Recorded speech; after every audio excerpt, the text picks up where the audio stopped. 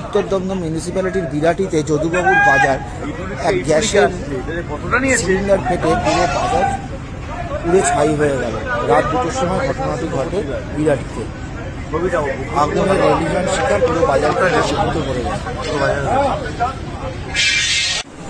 যদুবাবুর বাজারটি রাতে বসত এবং রাতেই শাকসবজি, মাছ এবং অনেকগুলো মুদি দোকান ছিল, সমস্তগুলোই পুড়ে ছাই হয়ে গিয়েছে।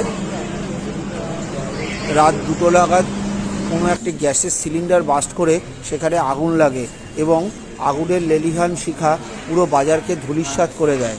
বাজারের কোনো অংশ অবশিষ্ট নেই, সব পুড়ে ছাই হয়ে গেছে। পুরো ক্ষয়ক্ষতির পরিমাণ এখনও জানা যায়নি, তবে জানা গেছে প্রচুর ক্ষয়ক্ষতি, আনাজ, মাছ এবং মুদি দ্রব্য প্রচুর ক্ষয়ক্ষতি হয়েছে। 30শে ডিসেম্বর রাত 2টোর সময় এই আগুন লাগে গ্যাসের সিলিন্ডার বাস্ট করে। সঙ্গে সঙ্গে এই আগুন ছড়িয়ে পড়ে সারা বাজারে, ধূলিসাৎ হয়ে যায় সারা বাজার।